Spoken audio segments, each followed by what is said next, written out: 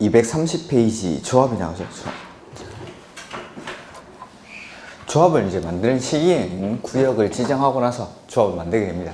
그래서 구역 지정하고 나서 이 지정된 도시개발구역 안에 있는 토지 소유자 몇 명이 모이죠? 7명. 7인 이상의 토지 소유자가 모여서 맨 처음에 뭐 합니까? 정관을 작성하죠. 정관을 작성. 그 다음에 이 작성된 정관을 들고 뭐 하러 갑니까? 인가받으러 가죠. 근데 이 인가받기 전에 정관에 대해서 나머지 토지 소유자의 동의를 받아야 되죠. 그 동의 요건이 면적 3분의 2 이상이랑 소유자 총수 2분의 1 이상의 동의를 받아야 되죠. 이때 동의자수 산정 방법이 아까 개발계획 수립할 때의 동의 요건이랑 똑같고, 그 다음에 동의자수 산정하는 방법도 똑같죠. 다시 한번 해볼까요? 면적에서 국공유지는 포함하고, 그 다음에 소유자를 산정할 때 공유일 때는 1명, 근데 구분 소유자는 각각 공람 공고일 후에 소유자 수가 증가하면 사람 취급 안 하죠. 그래서 공람 공고일 전의 소유자 수를 기준으로 산정을 합니다. 그 다음에 동의했다 철회하면 동의자 수에서 제외하고, 동의했다가 을에게 다른 사람한테 양도를 하죠. 그러면 양도인이랑 양수인 중에 누구 의사를 기준으로? 양도인. 그러니까 양수인도 조합 설립에 동의한 것으로 봅니다. 다만 조합 설립 인가 신청 전까지 이 양수인이 동의 의사를 철회했을 때는 그러하지 아니하다. 동의한 것으로 보지 않는다는 거. 그 다음에 이제 동의를 받을 때는 먼저 사유토지한테 먼저 받고, 그 다음에 국공유지관리청의 동의를 받는다라는 게 동의자수 산정 방법. 그 다음에 이 동의한 걸 가지고 이제 인가 신청하러 가죠. 조합 설립 인가 이거 누가 해줍니까? 지정권자. 지정권자가 조합 설립 인가를 합니다. 그 다음에 인가 받고 나서 뭐 해야 됩니까?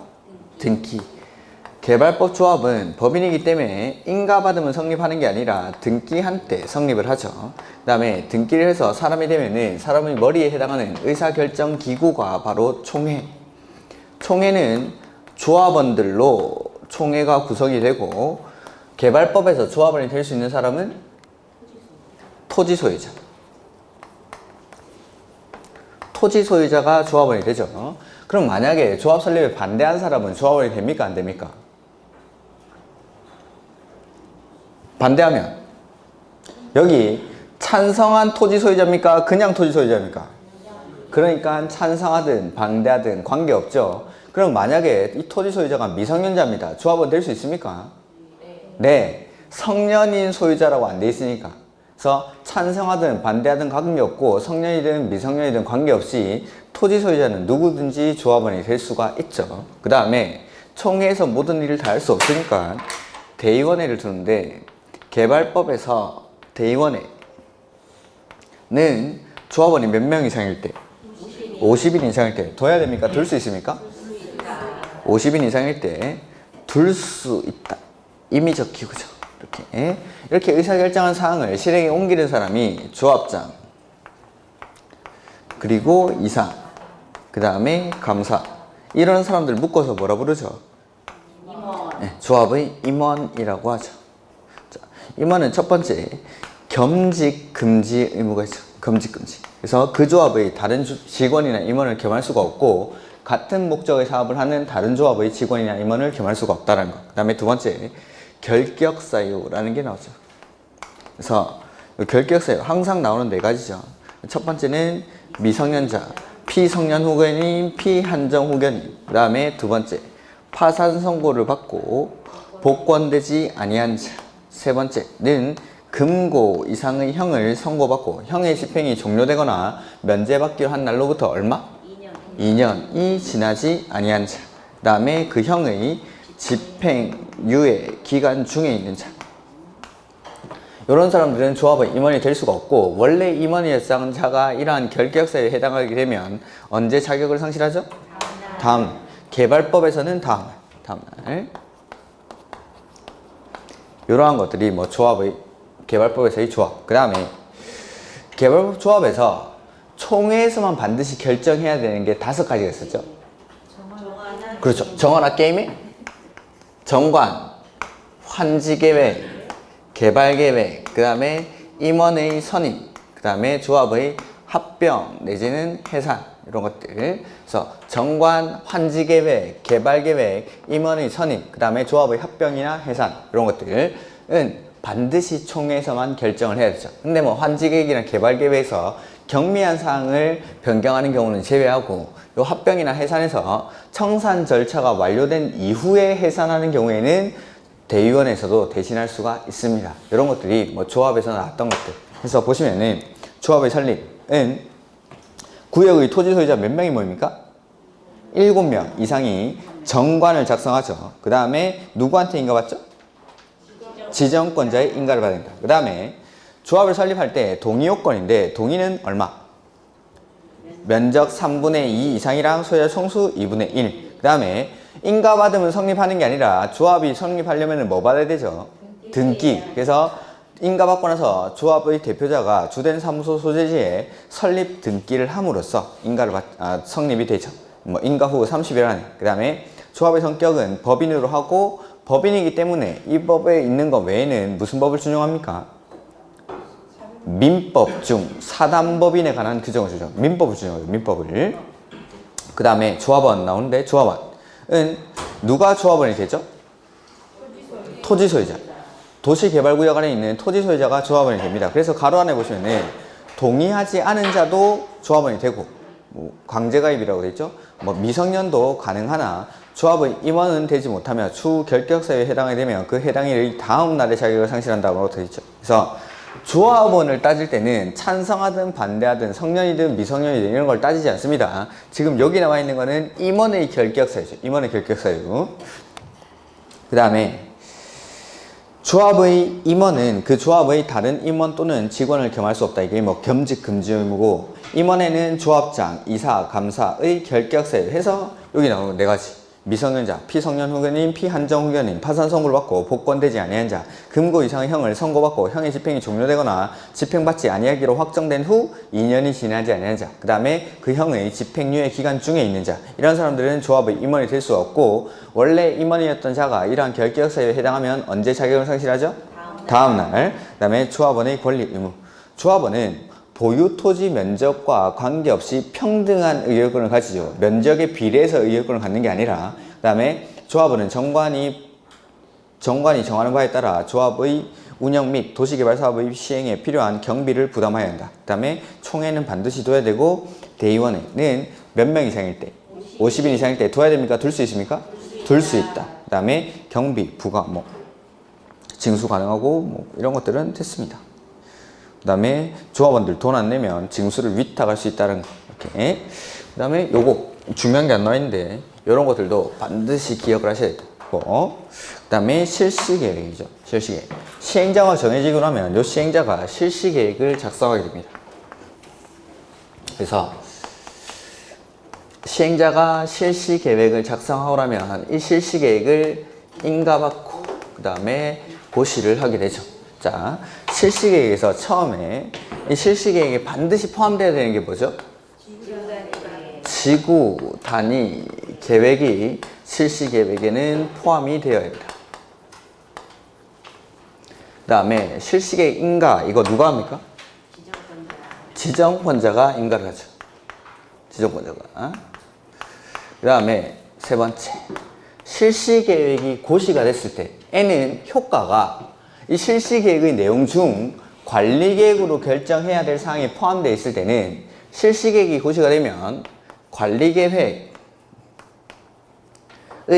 결정, 고시를 의제를 해줍니다.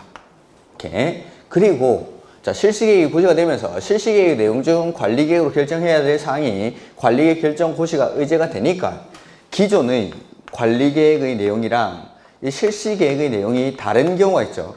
이럴 때는 뭐가 우선되죠?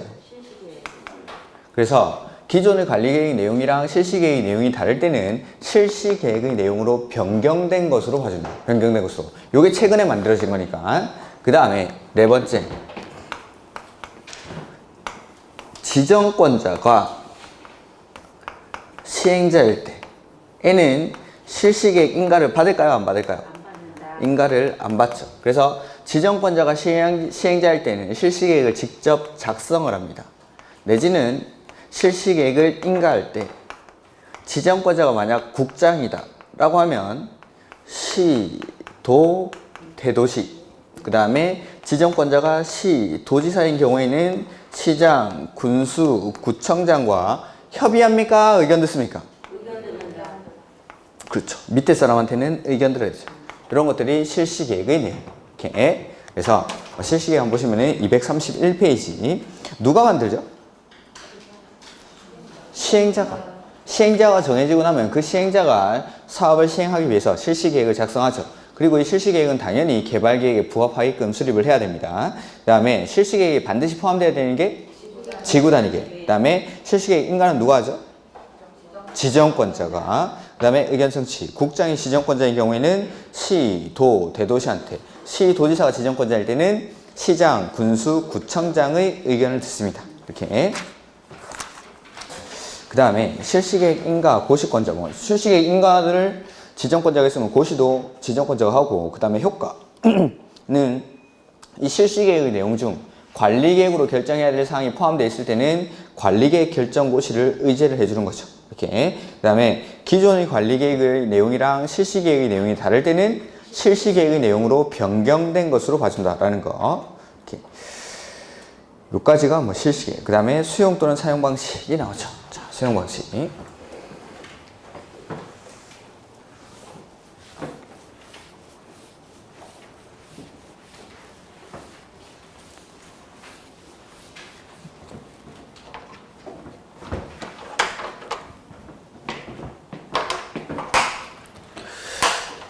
개발되기 이전 상태의 이 저푸른 초원을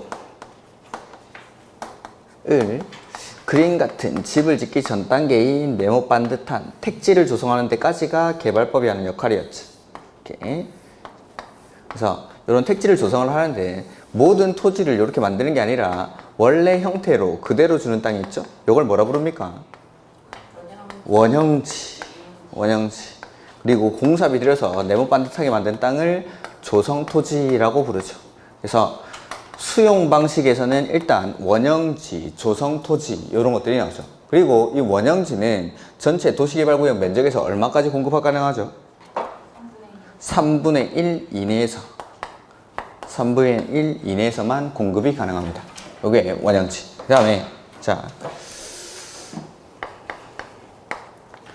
수용 방식으로 사업을 하는데 이 수용 방식은 공공만 수용하는 거 아니고 민간도 수용 방식으로 사업을 할 수가 있습니다. 도시개발 사업을. 근데 민간이 도시개발 사업을 수용 방식으로 할 때는 동의를 받아야 되죠. 그 동의 요건이 면적 3분의 2 이상을 소유하고 그 다음에 소유자 총수 2분의 1 이상의 동의를 받아서 민간이 수용 방식으로 사업을 시행할 수가 있죠. 그 다음에 수용할 때 원칙은 무슨 법을 준용합니까? 공치법.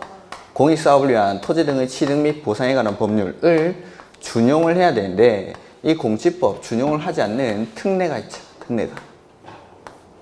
얘네는 준용하지 않는 거. 해서 이 특례에 해당하는 게 세 가지가 있는데 첫 번째 사업, 인정, 고시의 특례죠. 이 사업인정 고시는 언제를 사업인정 고시가 있는 걸로 봐줍니까?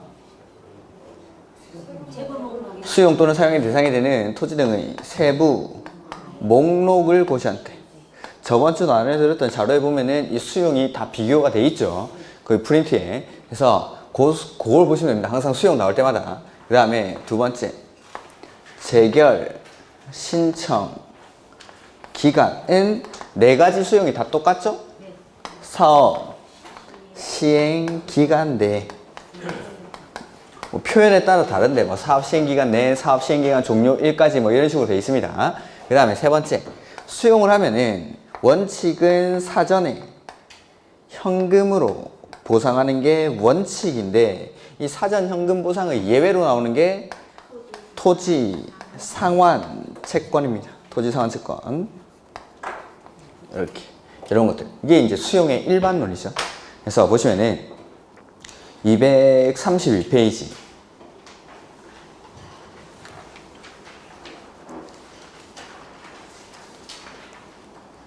뭐 팁은 그냥 한번 읽어보십시오. 수용 방식의 내용 해서 원칙. 시행자는 도시개발 사업에 필요한 토지 등을 수용 또는 사용할 수 있다. 하고 예외. 수용 시 민간 시행자의 경우에는 동의를 받아야 되죠. 그래서 그 동의 요건이 면적 3분의 2 이상에 해당하는 토지를 소유하고 그 다음에 소유 총수 2분의 1 이상의 동의를 받아야 한다. 그 다음에 이 경우 동의 요건 산정 기준에는 도시개발구역 지정고시를 기준으로 하며 그 시행 이후에 시행자가 취득한 토지에 대해서는 동의 요건에 필요한 토지 소유자 총수에 포함하고 이를 동의자 수로 산정한다. 시행자가 취득을 했으니까 동의한 걸로 보겠다라는 내용이죠. 네. 그 다음에 준용법률. 수용할 때 무슨 법 준용하죠? 공치법인데 공치법 준용 안 하는 게 4번, 5번에 나오죠. 그래서 사업 인정 시기의 간주. 사업 인정 고시는 언제? 세부 목록을 고시한대. 세부 목록을 고시한대. 그 다음에 재결 신청 기간은 사업 시행 기간 내, 사업 시행 기간 종료일까지라고 되어 있죠. 사업 시행 기간 이내에. 그 다음에 토지 상환 채권부터 먼저 보도록 하죠. 토지 상환 채권은 저쪽에 235페이지에 토지 상환 채권이 나오죠. 그래서 사전 현금 보상의 예외로 나오는 게 바로 토지 상환 채권이죠.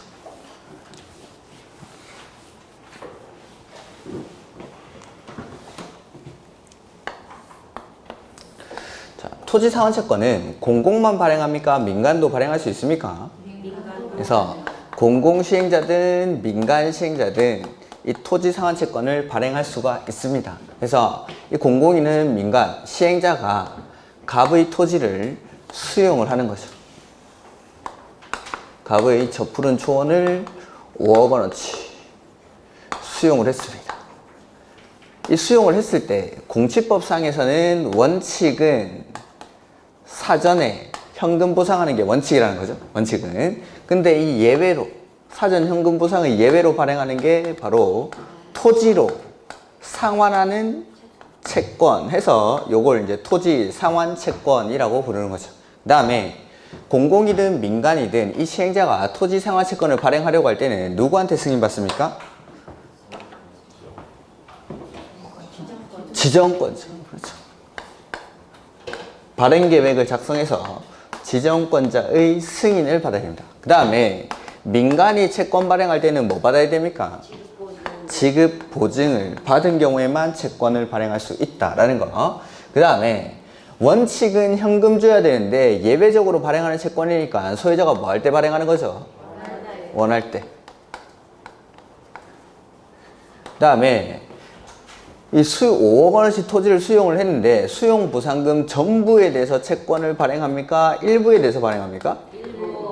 전부를 줘버리면 이건 환지가 된다고 그랬죠. 그래서 이 일부에 대해서 채권을 발행합니다. 그리고 채권의 발행 규모는 도시개발 사업으로 조성되는 토지나 건축물 면적의 2분의 1을 초과할 수가 없다라는 게 이제 발행 규모. 이렇게. 그 다음에 만기가 도래해서 갑이 지급 제시를 하겠죠. 발행자에게. 발행권자인 시행자에게 지급 제시를 하면은 발행자는 토지로 상환하는 채권이니까 뭐 줍니까? 토지로 주는데 토지만 주는 거 아니고 예외적으로 건물로 줄 수도 있다라는 거죠. 이렇게 뭐 이런 것들. 그 다음에 상환 채권이니까 무슨 증권이죠 이거? 김영식 증권. 김영식 증권은 이전하려고 할 때는 어디에다가 채권 원부에 취득자의 성명과 주소를 기재해 줄 것을 요청을 해야 되죠. 그 다음에 어디에 취득자의 성명과 주소가 기재되지 않으면 발행자 및 제3자에게 대항할 수 없습니까? 채권에 취득자의 성명과 주소가 기재되지 않으면 발행자 및 제3자에게 대항할 수 없다. 이런 것들이 토지 상환 채권에 관한 논점이죠. 이렇게 자, 보면은 234페이지 맨 밑에 시행자는 이라고 되어 있죠. 시행자는. 그래서 공공이든 민간이든 누구든지 시행자는 토지 소유자가 원할 경우 토지 매수 대금의 전부입니까? 일부입니까? 일부를 지급하기 위해서 채권을 발행할 수 있다라는 거죠. 근데 민간이 채권 발행할 때는 뭐 받아야 되죠? 지급 보증을 받은 경우는. 그 다음에 발행 계획을 작성해서 누구한테 승인받습니까? 지정권자. 그 다음에 토지 상환 채권 이율은 누가 정하죠? 발행자가. 그리고 상환자 들어가니까 무슨 증권입니까? 김영식 증권. 그리고 이 상환 채권 이전할 때는 어디에다가? 원부의 취득자의 성명과 주소를 기재해 줄 것을 요청을 해야 되고, 채권의 취득자의 성명과 주소가 기재되지 아니하면 발행자 및 제3자에게 대항할 수 없다. 그 다음에 토지상환채권의 발행 규모는 그 토지상환채권으로 상환할 토지 또는 건축물이 도시개발사업으로 조성되는 분양토지, 분양건축물 면적의 얼마? 2분의 1을 초과하지 아니하도록. 이게 이제 발행 규모죠. 발행 규모. 이런 것들. 그래서 이런 것들이 뭐 토지상환채권에 나오는 거. 그 다음에 원형지라는 게 이제 앞에 나오죠. 233페이지에. 원형지는 공사비 안 들이고 원래 땅 그대로 주는 걸 이제 원형지라고 하죠. 그래서 원형지에서는 일단 사람 3명 나옵니다. 그래서 첫 번째는 도시개발사업의 시행자. 이 시행자가 원형지를 공급하려고 할 때는 일단 지정권자에게 승인을 받아야 됩니다. 승인. 이 승인을 받기 위해서 시행자는 지정권자에게 공급 계획을 제출하죠. 공급 계획을. 그리고 공급 계획을 보고 지정권자는 시행자에게 승인을 내주는데, 승인을 내줄 때는 조건을 붙여서 승인을 할 수가 있습니다. 조건부로. 그 다음에 이렇게 승인을 받고 나면 시행자는 원형지를 받아서 개발하는 사람, 원형지 개발자와 계약을 체결합니다. 공급 계약을. 그리고 계약을 체결하고 나면 원형지 개발자는 세부 계획을 제출하죠. 그리고 이 시행자는 세부 계획의 내용을 실시 계획에 반영을 해줘야 됩니다. 이런 것들. 그 다음에 원형지는 가격이 싸니까 아무한테나 줍니까? 아무한테나 안 줍니까? 아무한테는 안 주죠. 그래서 국가지자체, 공공기관이라든지 지방공사, 내지는 공공이 시행한 공모에서 선정된 자, 내지는 학교나 공장부지로 직접 사용하는 자, 이런 사람들만 원형지를 받을 수가 있습니다. 그리고 이 원형지는 가격이 싸니까 이거 받아가지고 제3자한테 홀랑 팔아버리면 안 되죠. 그래서 일정 기간 동안 매각 제한을 받습니다. 그래서 공사 완료 공고일로부터 5년, 계약 체결일로부터 10년 중에 먼저 도달하는 날까지는 매각을 할 수가 없죠. 근데 누구는 매각 제한을 받지 않죠? 국가나 지자체는 매각 제한을 받지 않습니다. 이렇게. 그 다음에 뭐 이런 것들. 승인 내줬다가 요거 취소하는 경우가 있고, 그 다음에 계약을 해제하는 사유가 있었죠. 이렇게. 승인을 취소할 수 있는 사유는 지정권자가 승인을 취소합니다. 그래서 지정권자가 시행자나 원형지 개발자가 말 안 들으면은 승인 내준 거 취소합니다. 그래서 첫 번째, 지정권자가 시행자나 원형지 개발자가 지가 제출한 계획들, 공급 계획이나 세부 계획의 내용대로 사업을 시행하지 않을 때, 이럴 때. 그 다음에 세 번째는 조건 붙였는데 조건을 이행하지 않을 때, 이럴 때는 승인해 준 거 취소합니다. 승인해 준 거 취소하는 사유. 그 다음에 계약을 해제하는 사유는 시행자랑 원형지 개발자 사이의 문제니까 이 사람이 사업 잘못할 때, 그래서 원형지 개발자가 사업에 착수를 안 하고 사업에 착수를 안 할 때, 두 번째는 사업을 착수를 했는데 질질 끌 때, 사업을 지연시킬 때, 세 번째는 이 원형지 받아가지고 제3자한테 홀랑 팔아버릴 때, 그 다음에 네 번째는 계약의 내용을 위반할 때, N은 계약을 해제할 수 있습니다. 그래서 승인을 취소할 수 있는 사유, 계약을 해제하는 사유, 이런 것들. 그 다음에 원형지 개발자를 선정할 때 원칙은 어떻게 선정하죠? 수의계약으로. 아무나 받으면 안 되니까 수의계약으로 하는데, 학교나 공장부지로 직접 이용하는 자는 경쟁입찰. 근데 경쟁입찰 결과 2회 이상 유찰됐을 때는 다시 수의계약으로 합니다. 그 다음에 원형지 가격은 어떻게 하죠? 협의해서 결정합니다. 협의해서. 이렇게. 자, 내용을 한번 보죠. 233페이지.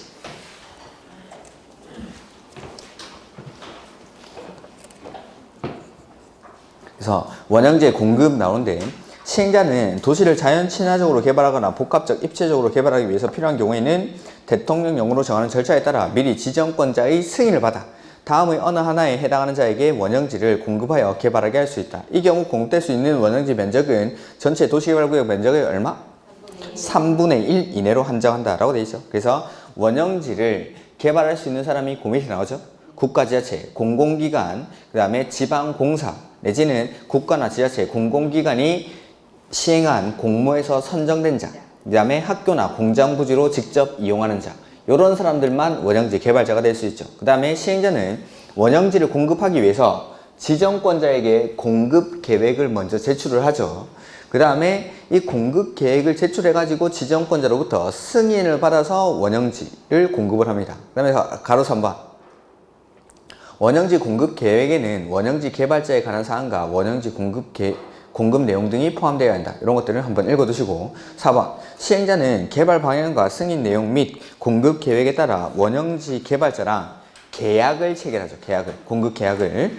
그리고 원형지 개발자로부터 세부 계획을 제출받아 그걸 어디에 반영해 주죠? 실시 계획에 반영해야 한다. 실시 계획에. 그 다음에 지정권자는 승인을 할 때에는 용적률 등 개발 밀도, 토지 용도별 면적 및 배치, 교통 처리 계획 및 기반시설 설치 등에 관한 이행 조건을 붙일 수 있다. 그래서 승인 내줄 때 조건을 붙여서 승인을 할 수 있다라는 내용이죠. 그 다음에 원형지 개발자는 10년 이내의 범위에서 원형지를 매각할 수 없다. 다만 이주용주택이나 공공문화시설 등의 경우로서 지정권자의 승인을 받은 경우에는 예외로 한다. 해서 기간은 공사 완료 공고일로부터 5년, 계약 체결일로부터 10년 중에 먼저 끝나는 날까지는 매각을 할 수가 없죠. 다만 매각 제한을 받지 않는 사람은 국가나 지자체, 거기 가로 6번의 첫 번째 줄에 국가나 지자체는 매각 제한을 받지 않습니다. 이렇게. 그 다음에 7번, 8번은 7번은 요거 승인 내준 거 취소하는 사유. 그 다음에 8번은 계약한 거 해지하는 사유죠. 이렇게. 그래서 지정권자는 다음에 해당하는 경우에는 원형지 공급 승인을 취소하거나 시행자로 하여금 그 이행의 촉구, 원상회복 또는 손해배상의 청구, 원형지 공급 계약의 해제 등 필요한 조치를 취할 것을 요구할 수 있다. 해서 첫 번째, 두 번째는 시행자나 원형지 개발자가 자기가 제출한 계획 이행 안 할 때. 그래서 시행자는 공급 계획대로, 그 다음에 원형지 개발자는 세부 계획의 내용대로 사업을 시행하지 아니하는 경우. 그럴 때. 그 다음에 3번. 시행자나 원형지 개발자가 조건을 붙여서 승인을 했는데 조건을 이행하지 않을 때, 이럴 때는 승인 내준 거 지정권자가 취소할 수 있다는 거죠. 취소할 수 있다. 그 다음에 8번 시행자는 다음의 어느 하나에 해당하는 경우에는 원형지 공급 계약을 해지할 수 있다. 해서 요거는 계약 해제 사유. 해서 계약은 시행자랑 원형지 개발자 사이의 문제니까 이 사람 원형지 개발자가 잘못하면은 계약을 해지하는 거죠. 첫 번째, 사업 착수 안 할 때. 두 번째, 착수는 했는데 사업을 지연시킬 때. 세 번째, 원형지 받아가지고 제3자한테 홀랑 팔아버릴 때. 네 번째는 계약의 내용을 위반할 때. 이럴 때는 계약을 해지할 수가 있죠. 그래서 승인을 취소하는 사유에서는 지정권자가 주어야 지정권자가. 지정권자는 뭐 승인을 취소하거나 시행자로 하여금 이행의 촉구 뭐 이런 것들을 명할 수 있다. 그 다음에 계약을 해지하는 사유는 시행자랑 원형지 개발자 사이의 문제. 이렇게. 그 다음에 토지 상환 채권은 아까 했고, 수용 또는 사용 방식, 조성 토지 공급 계획 보시면은 공급 계획의 작성 및 지출이라고 돼 있죠. 자, 시행자가 요거 공사비 들여서 조성한 이 조성 토지 팔려고 할 때는 공급 계획을 지정권자에게 제출합니다. 원형지랑 차이가 뭐냐면은, 자, 원형지는 시행자가 공급 계획을 지정권자한테 제출하죠. 그리고 나서 지정권자로부터 승인을 받아서 원형지를 공급을 합니다. 근데 조성 토지는 그냥 공급 계획을 작성해서 제출만 하면 됩니다. 따로 승인을 요하지는 않습니다. 그래서 시행자는 조성 토지 등을 공급하고자 하는 때에는 조성 토지 등의 공급 계획을 작성 또는 변경해서 지정권자에게 제출하여야 한다. 이 경우 행정청이 아닌 시행자는 시장, 군수, 구청장을 거쳐 제출해야 한다. 해서 제출만 하면 됩니다. 승인 받는 거 아니고. 그 다음에 조성 토지를 공급 방법. 시행자는 조성토지 등을 고시된 실시계획에 따라 공급해야 한다. 이 경우 시행자는 기반시설을 원활한 설치를 위해서 필요하면 공급 대상자의 자격을 제한하거나 공급 조건을 부여할 수 있다 라고 되어 있고, 자,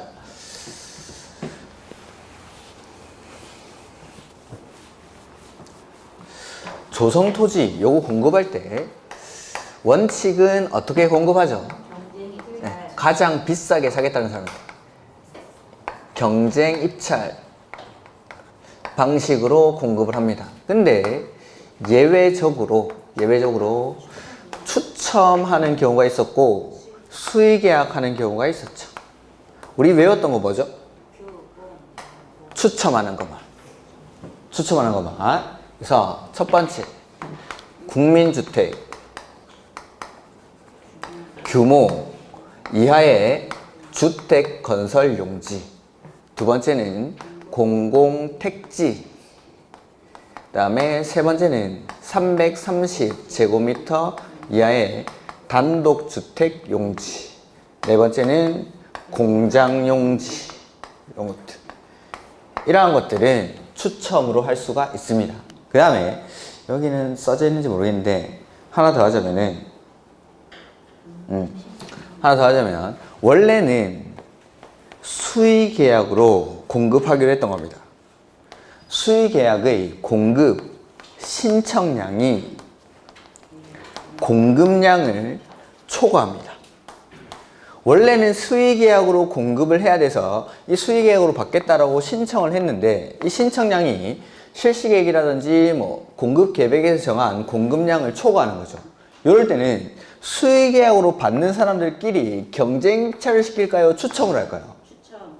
원래는 수의계약으로 받는 사람들이니까 이 사람들끼리 경쟁을 붙일 수는 없겠죠. 해서 이럴 때도 추첨합니다. 그래서 수의계약의 신청량이 공급량을 초과할 때 이럴 때는 추첨의 방법으로 공급할 수 있다. 그 다음에 나머지 공적인 냄새가 나는 것들은 수의계약 방법으로 공급한다는 거. 근데 따로 이제 몇 가지 말씀드렸던 게 첫 번째가 토지상환채권. 토지상환채권은 수의계약으로 반드시 줘야 됩니다. 그 다음에 경쟁입찰이나 추첨의 결과 2회 이상 유찰됐을 때는 수의계약으로 합니다. 이렇게. 그래서 이런 것들이 조성토지. 그 다음에 조성토지 가격은 원칙 어떻게 하죠? 감정가. 근데 공적인 냄새가 나는 것들은 감정가 이하로 공급할 수 있다라고 했습니다. 그래서 235페이지 가로 1번은 읽었고 그 다음에 가로 2번에 동그라미 2번 토지의 공급 방법. 원칙은 경쟁입찰. 근데 추첨하는 경우가 규공탕공이죠. 규공탕공. 그래서 공무주택 규모 이하의 주택건설용지, 공공택지 330제곱미터의 단독주택용지, 그 다음에 공장용지 이런 것들은 추첨하는 방법으로 분양할 수 있다. 그 다음에 나머지 경우는 수의계약이라고 생각하시면 됩니다. 이렇게 공적인 것들 이런 것들 다 써놨네. 또 이런 건 또 아주 쓸데없이 친절하게 다 써놨구나. 그래서 제가 말씀드렸던 게 2에 토지상환채권 이런 것들, 그 다음에 제2에 보시면은 경쟁입찰이나 추첨의 결과 2회 이상 유찰됐을 때 이럴 때는 수의계약으로 할 수 있다는 거. 그 다음에 조성토지 가격평가는 원칙 감정가. 근데 감정가 이하로 줄 수가 있습니다. 예외적으로 공적인 냄새가 나는 것들 이런 것들은 감정가 이하로 줄 수 있다는 거. 그 다음에 팁은 그냥 한번 읽어보시고 그 다음에 이제 환지 방식이죠. 환지 방식. 환지 방식은 간단하게 설명드리고 문제 푸는 데까지 풀도록 하겠습니다. 이거는. 그래서 여기 이제 빠져 있긴 한데 간단하게 나왔었던 게 선수금. 아까 말씀드렸던 거. 돈 미리 받는 거죠. 조성토지나 원형지 공급하려고 할 때 선수금 미리 받을 수 있는데 시행자가 공공이냐 민간이냐에 따라서 선수금을 받기 위한 요건이 좀 다릅니다. 해서 공공시행자의 경우에는 소유권을 얼마나 확보해야 됩니까? 10%를 면적 10%에 대한 소유권을 확보하면 되는데 민간의 경우에는 소유권은 100% 확보하고 공사 진척률이 10% 필요합니다. 선수금을 받기 위한 요건. 해서 수용 방식에서는 첫 번째 나오는 게 수용의 일반론.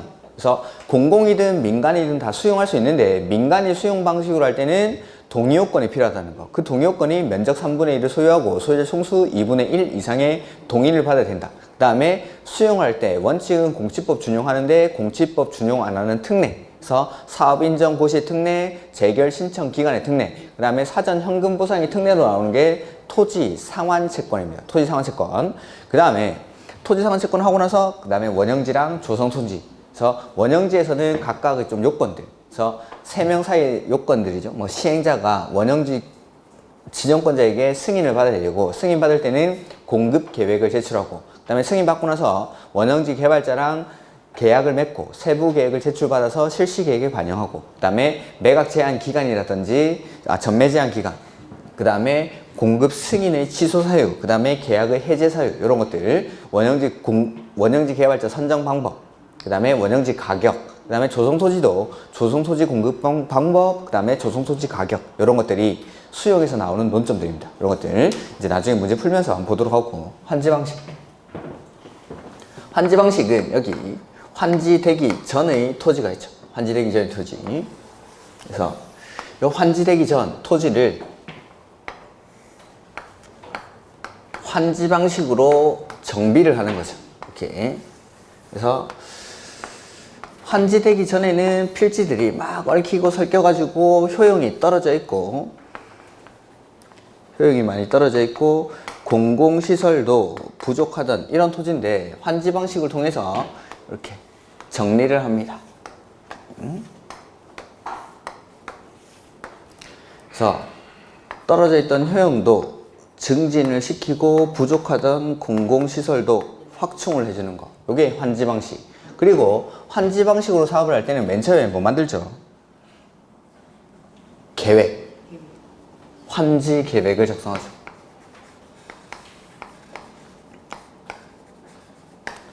환지 방식으로 할 때는 맨 처음에 환지 계획을 작성을 합니다. 환지 계획을. 그리고 이 환지 계획대로 사업을 해서 나중에 뭐 합니까?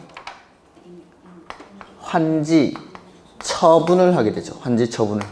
이렇게. 그래서 환지 계획은 마지막에 환지 처분을 하기 위해서 수립하는 계획이 환지 계획. 이렇게. 자, 환지 계획을 작성할 때의 기준이 있죠. 환지 계획 작성의 기준이? 그렇죠. 강원도 평창군 위지면 토수리.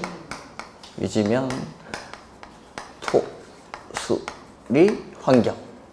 그래서 위치, 지목, 면적, 토질, 수리, 이용 상황, 환경, 이렇게 7가지 기준을 합리적으로 고려해서, 종합적으로 고려해서 합리적으로 환지 계획을 작성을 합니다. 그 다음에 환지 계획의 내용.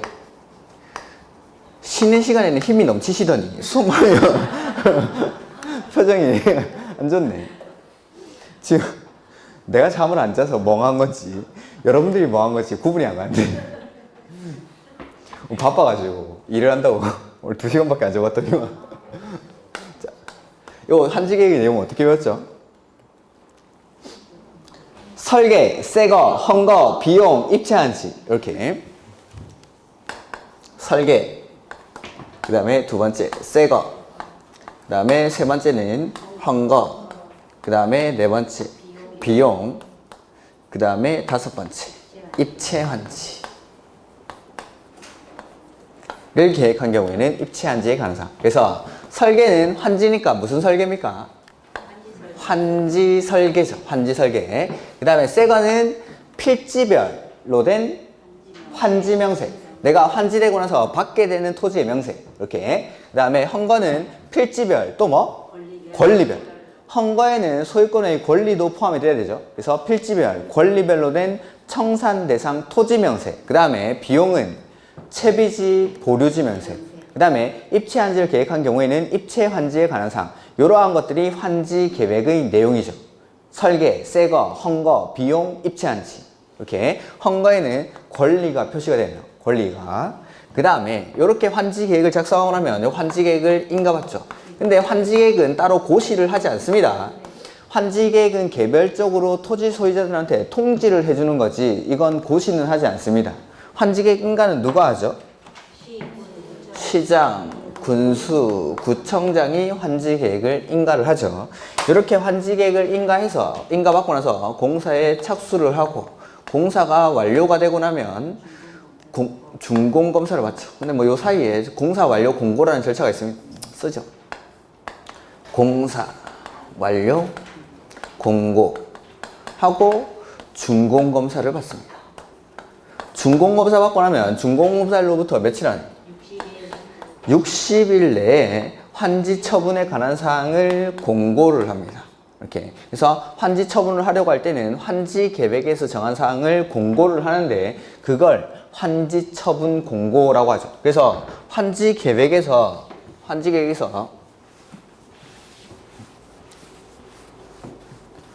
종전에 1번지를 갑 500제곱미터 소유하고 있는데 이 사람한테는 환지되고 나서 1번지를 250제곱미터 주겠다. 뭐 2번지는 을이 300제곱미터 소유하고 있는데 환지되고 나면 2번지를 150제곱미터 주겠다라는 계획들을 쭉 세워놓는 거죠. 요거를 환지 처분을 할 때 공고를 한다라는 겁니다. 환지 계획에서 정해놓은 사항들을. 그리고 나면 환지 처분 공고일의 다음 날이 되면 소유권 변동이 일어나죠. 그리고 자, 나는 환지 처분 공고일이 다음 날이 되면 원래는 환지되기 전 이 토지의 소유자였다가 환지 처분 공고일이 다음 날에 이제 환지되고 나서 이 토지의 소유자로 변경이 되는 거죠. 그래서 환지 처분 공고일이 다음 날이 되면 이 토지를 종전 토지로 봐준다라고 했었죠. 종전 토지로. 그래서 나는 이미 환지 처분 공고일이 다음 날에 소유자가 됐지만 제3자에게 대항하기 위해서 뭐합니까? 등기하죠. 그리고 환지를 하다 보니까 더 받는 사람 있고 덜 받는 사람 있고 안 받는 사람 있죠. 그런 사람들 과부족분을 금전으로 청산해 줍니다. 이렇게 하면 이제 사업이 마무리되는 거죠. 그래서 청산금은 언제 결정이 되죠? 환지 처분하는 때. 확정은 환지 처분 공고일의 다음 날에. 그리고 확정된 청산금을 징수, 교부하게 되는데 환지를 지정받지 못하는 사람들한테는 미리 청산금을 교부할 수 있고 그 청산금을 교부하는 때 청산금을 결정할 수 있다라고 했습니다. 그 다음에 청산금은 분할 징수, 분할 교부할 수 있고 안 내면 강제 징수하고 안 받으면 법원에다가 공탁합니다. 소멸시효 나오면 5년. 소멸시효 나오면 5년. 이런 것들. 그 다음에 등기는 환지 처분 공고일로부터 며칠 안에 해야죠? 14일 안에. 14일 안에. 우리 정비법에서는 이 등기 얼마나 했습니까? 정비법에서는 환지계획 대신에 관리처분계획을 작성해서 나중에 소유권 이전 고시를 하죠. 소유권 이전 고시를 다음 날이 되면 소유권 변동이 일어납니다. 나는 소유권 이전 고시를 다음 날에 자이아파트 801호의 소유자가 됐는데 제3자에게 대항하기 위해서 등기를 하죠. 그러면 이 등기는 소유권 이전 고시가 있고 나서 얼마 안에?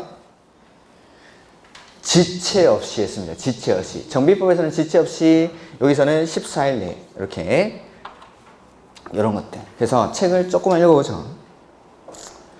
237페이지 보시면은 환지계획이란 도시개발사업이 완료된 후 하게 될 환지 처분의 내용을 사업 시행을 하기 전에 구체적으로 작성하는 계획을 말한다. 따라서 환지 처분은 환지 계획에 의해서만 가능하다. 네, 나중에 환지 처분하려고 환지 계획을 작성해서 환지 계획에서 정해놓은 대로 그대로 환지 처분을 하게 되는 겁니다. 이렇게. 그래서 그 밑에 이제 환지 계획의 내용이 나오죠. 설계, 새거, 헝거, 비용, 입체한지 해서 설계는 환지 설계. 그 다음에 새거, 필지별로 된 환지 명세. 이게 내가 환지되고 나서 받게 되는 토지의 명세죠. 그 다음에 헝거가 필지별, 권리별로 된 청산 대상 토지 명세. 그래서 종전에 내가 가지고 있던 거에는 소유권 외의 권리까지도 표시를 해줘야 되죠. 그 다음에 채비지 보류지 명세. 채비지 보류지 명세. 이게 이제 비용. 그 다음에 입체한지를 계획하는 경우에는 입체한지용 건축물 명세와 공급 방법, 규모에 관한 사항. 입체 환지를 계획한 경우에는 입체 환지에 관한 사항이 환지 계획에 포함이 되어야 됩니다. 이게 설계, 새거, 헝거, 비용, 입체한지. 그 다음에 환지 방식의 내용. 환지 계획은 종전 토지의 및 환지 위지면 토수리 환경, 기타 사항을 종합적으로 고려해서 합리적으로 정해야 한다. 그 다음에 면적주의, 평가주의 이런 것. 면적주의는 면적을 맞춰주는 겁니다. 면적을. 종전에 내가 500제곱미터 가지고 있었으면은 500제곱미터로 맞춰주는 거. 그 다음에 평가주의는 가격을 맞춰주는 겁니다. 가격을. 그래서 원칙은 제가 기본서 읽을 때 한번 읽었던 것 같은데 환지를 할 때는 원칙, 평가식을 원칙으로 합니다. 종전에 내가 1억짜리 토지 가지고 있었으면은 1억짜리로 맞춰주는 거. 근데 예외적으로 토지동이 경미하거나 단순한 정비 등의 목적으로 환지를 했을 때는 면적식으로 할 수 있다. 다만 입체 환지를 하는 경우에는 반드시 평가식으로 합니다. 입체한지는 토지 면적을 맞춰줄 수가 없기 때문에 반드시 평가식으로 해야 됩니다. 이렇게. 그 다음에 적응 환지에 대한 특례. 그래서 위에 나오는 7가지 기준, 위지면 토수리 환경을 그대로 적용하면 이걸 적응 환지라고 하는데 일부 기준들을 적용하지 않는 경우가 있습니다. 그래서 첫 번째 보시면은 환지 부지정. 임차권자의 동의를 얻어야 한다 해서 신청 동의에 의한 환지 부지정이라는 게 나오죠. 내가 500제곱미터 토지를 가지고 있어서 환지되고 나면은 250제곱미터의 토지를 받게 되는 사람인데 이 사람이 갑자기 환지받기 싫어요 라고 하는 거죠. 거기 아마 노트에는 5번지 무토지인가? 그럴 겁니다. 4번지 정토지입니까? 5번지 무토지. 정은 아마 가만지죠, 가만지? 이렇게. 그래서 무가 갑자기 환지받기 싫어요 라고 하면은 이런 사람들한테는 환지를 지정해주지 않죠. 그걸 신청, 동의에 의한 환지 부지정. 근데 그 5번지 토지에는 A라는 임차권자가 있는 거죠. 근데 이 무가 A라는 임차권자의 권리를 막 침해하면 안 되니까 이렇게 신청 동의에 의한 환지 부지정일 때는 이 임차권자의 동의도 같이 받아야 된다라는 게 신청 동의에 의한 환지 부지정. 그 다음에 너무 작은 토지일 때, 과소 토지일 때는 환지를 지정하지 않죠. 그걸 이제 과소 토지에 의한 환지 부지정. 자, 내가 가지고 있는 토지가 과소 토지인지 아닌지를 판단할 때는 원래 내가 가지고 있던 토지를 가지고 판단합니까? 받게 되는 토지를 가지고 판단합니까? 받게 되는 거. 요 받게 되는 면적, 요걸 뭐라 불렀죠? 권리 면적. 그래서 권리 면적을 기준으로 과소 토지인지 아닌지를 판단하게 됩니다. 내 토지는. 그래서 요 원래 있던 면적을 기준 면적이라고 불렀고 내가 받게 되는 토지 면적을 권리 면적이라고 하는데 내 토지가 과소 토지인지 아닌지는 권리 면적을 기준으로 판단을 합니다. 이렇게. 그 다음에 용도 폐지되는 공공시설 부지에 대한 환지 부지정인데 이런 것들을 또 써놨구나. 기존에 이쪽에 공공시설이 있었던 거죠. 근데 환지 방식으로 사업을 하면서 이 공공시설에 대체되는 새로운 공공시설을 여기다가 설치를 합니다. 그러면 이거 누가 가져가죠? 관리청의 무상으로 기소. 새로 설치하는 공공시설, 기존의 공공시설에 대체되는 새로운 공공시설을 설치한 경우에는 이 새롭게 설치되는 공공시설은 공공시설을 관리할 관리청에 무상으로 기속이 된다라고 했었죠. 그러니까 이 사람은 기존의 공공시설의 관리청은 새로운 공공시설을 받았으니까 이런 사람들한테는 환지를 지정해주지 않는다라고 했습니다. 이 사람한테는 환지를 지정해주지 않고 이 사람이 원래 이 공공시설을 안 받았으면 받게 될 환지, 요거는 다른 토지 소유자의 환지 대상으로 지정한다라는 게 거기 나오는 내용이죠. 다른 토지 환지 대상으로 정함. 이렇게. 그리고 공공시설 용지, 광명시가 가지고 있는 300제곱미터의 공공시설 부지에 대해서는 위지면 토수리 환경 중에 두 가지 기준을 적용하지 않을 수가 있는데 위치랑 면적, 거기 CF 해서 나와 있죠. 공공시설 용지, 환지의 기준, 부적용, 위치, 면적 등. 그래서 공공시설 용지로 공공이 가지고 있는 토지에 대해서는 기준 중에 위치나 면적에 관한 기준은 적용하지 아니할 수 있다. 그 다음에 면적을 고려하지 해서 더 줄 수 있고 덜 줄 수 있고 안 줄 수 있고 더 주면 주관지 덜 주면 과만지 안 주면 그 위에서 받던 환지 부지정인데 과소 토지에 의한 환지 부지정이라고 부르는 거죠. 이렇게. 그 다음에 입체한지, 학문상 공용 환권 이딴 걸 지워버립시오. 이거는. 그래서 원래는 환지를 할 때 평평한 토지로 바꿔주는 게 원칙인데 예외적으로 토지나 건물에 대한 권리를 입체적인 건물을 지어가지고 구분 소유의 대상이 되는 건물이랑 대지 지분으로 바꿔주는 것, 이런 것들을 입체환지라고 부르는 거죠. 그 다음에 여기 또 써놨네. 공공시설 용지에 대한 조치해서 환지 기준 중 위치와 면적은 그 적용하지 않는다가 아니라 아니할 수 있다라고 해야 됩니다. 그거 바꾸십시오. 적용하지 않는 게 아니라 적용하지 아니할 수 있다.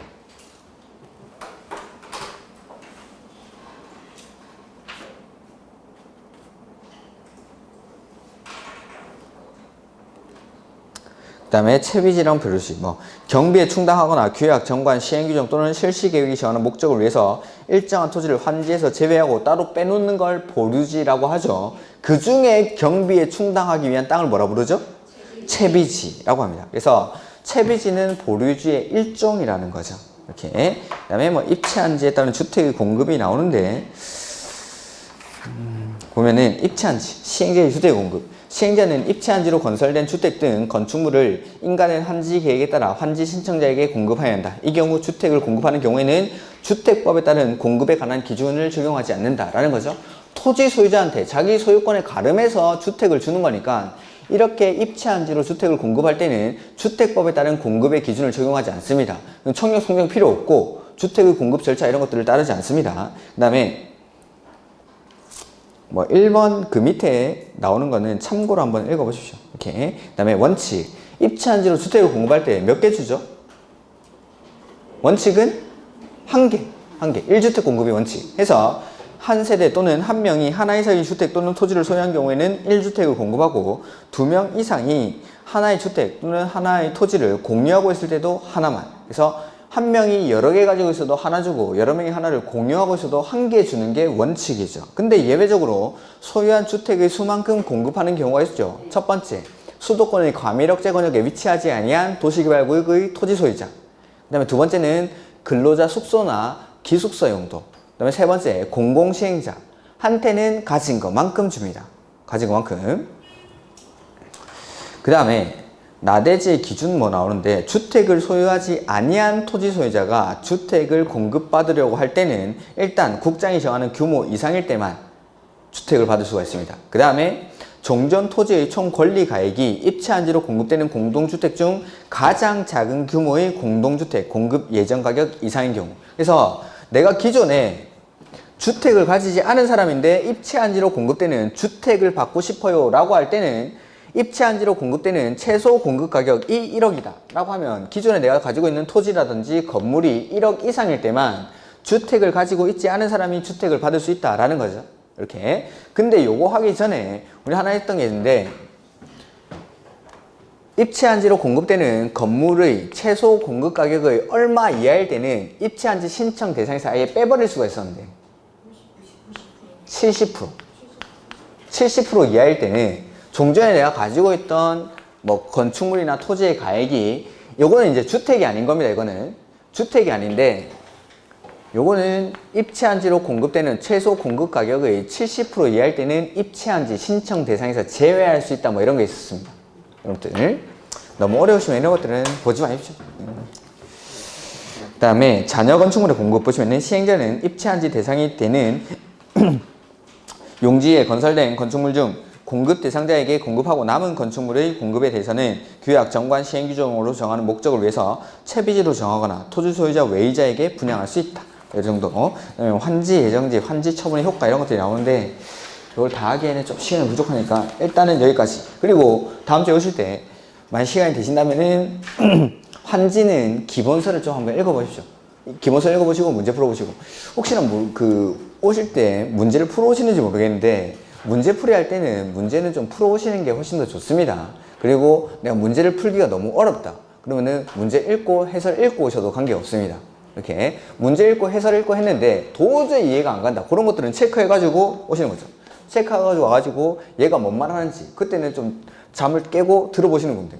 근데 내가 이제 확실히 아는 문제 이런 것들은 조금 편하게 주무시면 되겠죠. 이렇게 그러면서 문제풀이 할 때는 지금부터 해가지고 7월, 8월 계속 이제 앞으로는 문제풀이를 할 거니까 문제풀이 할 때는 문제는 좀 풀어오시는 게 수업을 듣는 게 훨씬 더 효율적입니다.